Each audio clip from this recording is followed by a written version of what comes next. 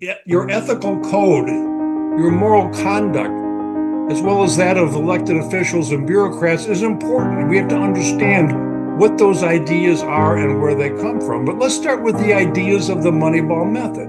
Ultimately, it's about establishing your own morality, your own code of ethics, your own ideas, regulating your own behavior, take ownership of your own life. And that's what the Moneyball Method is all about, adopting the ethical principles of individualism.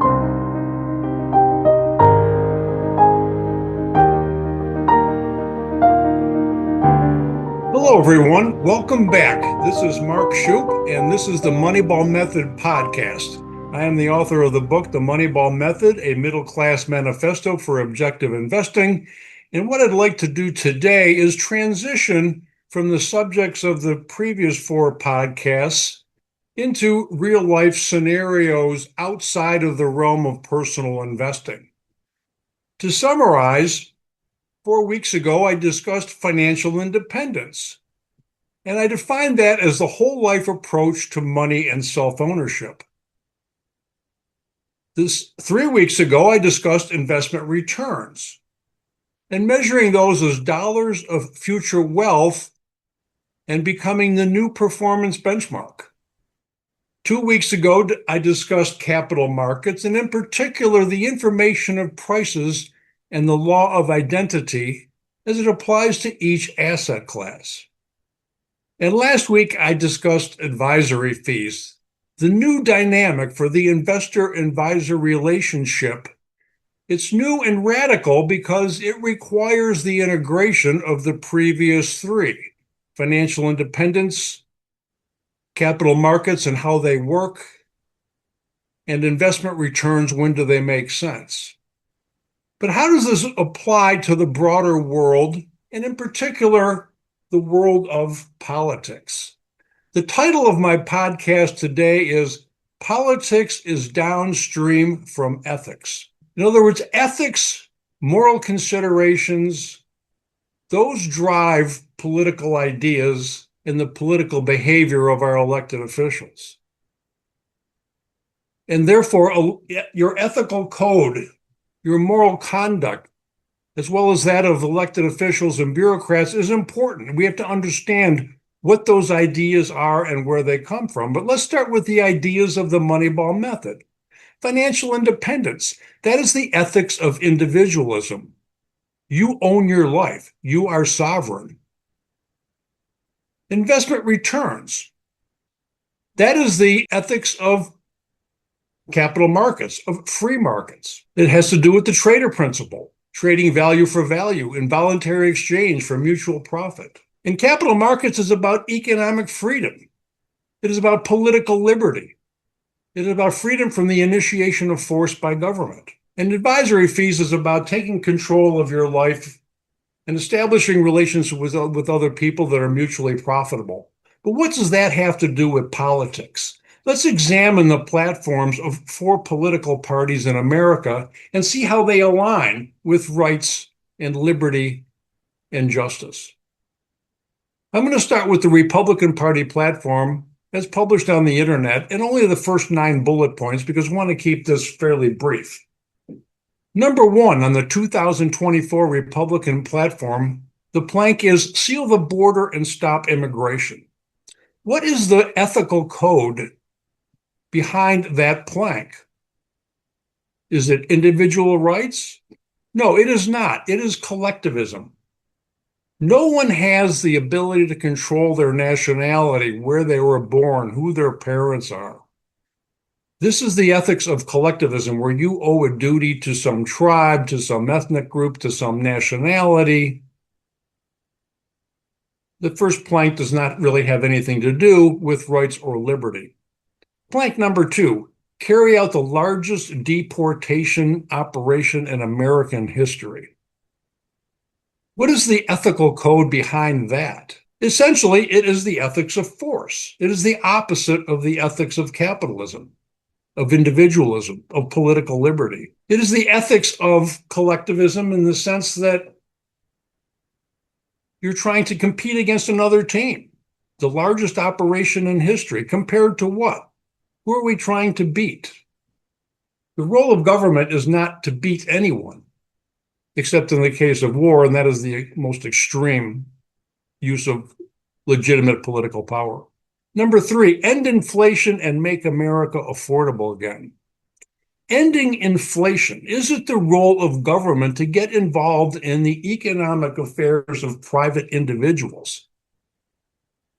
What is inflation? Is it monetary inflation or is it price inflation? What is the cause of either one? The cause of both of them is government intrusion into the economic transactions of private individuals.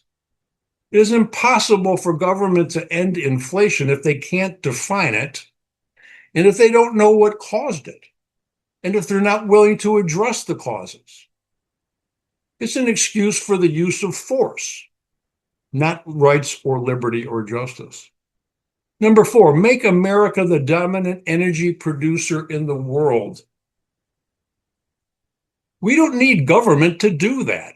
America would naturally become the dominant energy producer in the world if, in fact, it was left alone. If we got rid of the subsidies, the regulations, the moratoriums on drilling, exploration, and distribution, and the massive subsidies that go to alternative energy sources that are politically correct, such as wind and solar, hugely wasteful, environmentally destructive. Number 5, stop outsourcing and turn the United States into a manufacturing superpower. It is not up to the government to decide where businesses acquire their raw materials, their value-added products, or their labor. It is not up to the government to decide what those sources are. America does not import anything. American businesses, private individuals, private companies, they import. And the more they are able to import, the greater indication that is of a healthy economy. It means that there is excess wealth being created by the private sector to be able to import goods and services from across town, from across state lines, from across international borders. Number 6, large tax cuts for workers and no tax on tips. Again, this is the ethics of force. This is the ethics of collectivism, the government picking winners and losers. What about every other wage earner? What about the income taxes and other payroll taxes that they're subject to? Don't those deserve the same treatment as people who work in the service industries that rely on tips? I'm all for reducing income taxes on everyone across the board. The income tax is immoral. Number 7, defend our Constitution, our Bill of Rights, our fundamental freedoms, including freedom of speech, religion, and the right to keep and bear arms. Yes, of course, but these people do not understand the nature of rights, and everything in the platform tends to violate individual rights. Number 8, prevent World War III. Restore peace in Europe and in the Middle East, and build an Iron Dome missile defense shield over the entire country, all made in America. Clearly, national defense is a top priority for any legitimate government. But to do that ethically, to do that legitimately and effectively, we have to identify who the enemies are. Across the board peace that appeases dictators from all over the world only invites future threats. This is not defense, this is political rhetoric. Number 9, end the weaponization of government against the American people. Absolutely. The entire regulatory state is weaponization of the government. Of course, they're talking here about the Department of Justice, the IRS, and maybe a few other agencies, in particular the Consumer Financial Protection Bureau and the EPA, but protecting citizens and residents against the weaponization of government would mean eliminating the first 9 planks in this platform. But enough about the Republican Party. Let's talk about the Democratic Party and the planks of their platform as published on the internet. That was published in the form of 9 chapters. The first one is titled Growing Our Economy from the Bottom Up and Middle Out. Since when is it a legitimate role of government to grow the economy? Americans produce wealth more efficiently and for the prosperity of a greater number of people across the world than any economy in the history of the world, despite the government intrusions. It is not the role of government to intrude even further. Number two, rewarding work, not wealth. This is pitting people who create wealth against their own wealth. It implies that government has a role in terms of how much wealth you're allowed to create. And what kind of work is it that they want to reward? And who is it to them to decide? People who create no wealth and do no work that helps anyone other than defending rights, enforcing contracts, and national defense. Number four, tackling the climate crisis, lowering energy costs, and securing energy independence. Again, this is the ethics of force. This is the ethics of status. The political class dictating to the rest of us what energy sources are the ones that we should have access to. But think of the contradiction. Tackling the energy crisis and lowering energy costs. It is utterly impossible. Everywhere that this has been tried, energy costs have skyrocketed. What they're doing is playing sleight of hand here. By government subsidies of wind and solar and other so-called renewable energy sources, of which there is no such thing, they think they can reduce the electric bills that you pay out of pocket. What you don't see is the massive currency devaluation that their massive spending would create in the form of monetary inflation, an additional tax that doesn't show up on your utility bill. Number five, protecting communities and tackling the scourge of gun violence. Protecting communities, what does that mean? They love to use the word communities because their ethical moral code is collectivist. Heck with individual rights, heck with political liberty. They're going to initiate force according to the arbitrary whims of the bureaucracy and their donors to protect so-called communities. And the scourge of gun violence. Guns do not create violence. Guns are a tool, much like money is a tool. They don't replace you as the driver. Chapter 6, strengthening democracy, protecting freedoms, advancing equity. More collectivist ethics, more force of government, more ethics of status, what group you were born into. Nationality, ethnicity, sexuality, whatever the case may be. But democracy is force. Democracy is mob rule against individual rights. It is impossible to advocate democracy and defend freedom. That's exactly why America's founders set up the American Republic as a representative government with checks and balances, with officials elected by different constituencies at different times. And advancing equity, what does that mean? It means theft. It means the use of government force to extract wealth created by private individuals to benefit politically connected groups, and in particular those favored by the political donors to the party. Number 7, securing our borders and fixing the broken immigration system. Okay, great. Let's talk about the broken immigration system. They never discuss what is broken about it. What is broken about it is the horribly complex, time-consuming, and expensive process for legal immigration. That is the problem. Neither party is discussing it. And securing our border, what does that mean? What should it mean? Now, bear in mind, this is the Democratic Party platform. They are the ones that recruited millions of people to come across the border in violation of the rules that their representatives enacted through the U.S. Congress. It's a contradiction. It's a sham. Chapter 8, advancing the president's unity agenda. I assume that means President Biden. And what is the unity agenda? The unity agenda is simply, if you don't agree with me, you will be punished. But clearly, there should be a unity agenda that defines America's founding principles, what it means to be an American. If we were all unified along the lines of individual rights, political liberty, and economic freedom, equal justice under the law, that's all that's needed. That's all that's necessary. And both of these platforms violate all of that. Chapter 9, Strengthening American Leadership Worldwide.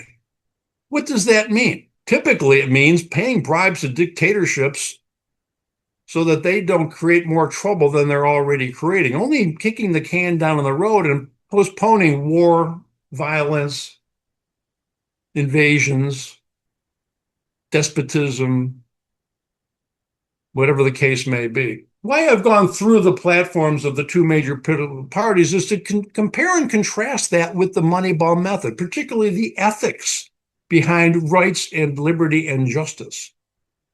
To quote my article on the subject, once you understand that nearly no voters or representatives from either party are informed or concerned with rights, liberty, or justice, you will begin to understand why the Moneyball Method is your ethical and epistemic support network, meaning morality and knowledge.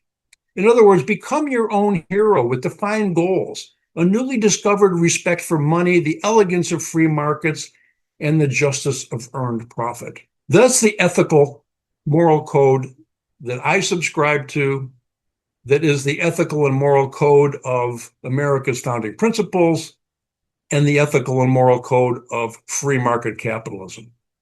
Once we understand what our ethics are and the source of our knowledge, we can then decide whether or not we want to participate in political activities. But I mentioned earlier that I would be discussing 4 political parties. The third one on my list today is the Libertarian Party. Thankfully, mercifully, their online platform is limited to only 4. The first one is personal liberty. The Libertarian Party ostensibly stands for individual sovereignty. You own your life. You are in charge of your own destiny. The second plank of the platform is economic liberty, meaning capitalism, meaning free markets, meaning the trader principle, meaning the ethics of free trade, voluntary cooperation for mutual profit. Securing liberty. This has to do with national defense. The Libertarian Party stands for no interference in the affairs of foreign governments, but defending America's borders and America's sovereignty. The fourth plank on the agenda is the non-initiation of force. But they don't really want to get into the areas of the regulatory state. The Libertarian Party tends to shy away from specifics regarding the hundreds of regulatory agencies that are currently invading the economic freedom and political liberty of Americans today. The fourth party I want to talk about is the Capitalist Party, probably one that you've never heard of. Very young, very small, no candidates, no state affiliates, only a lot of moxie and strong philosophical principles that are aligned with America's founding principles, of which I am a member, for full disclosure.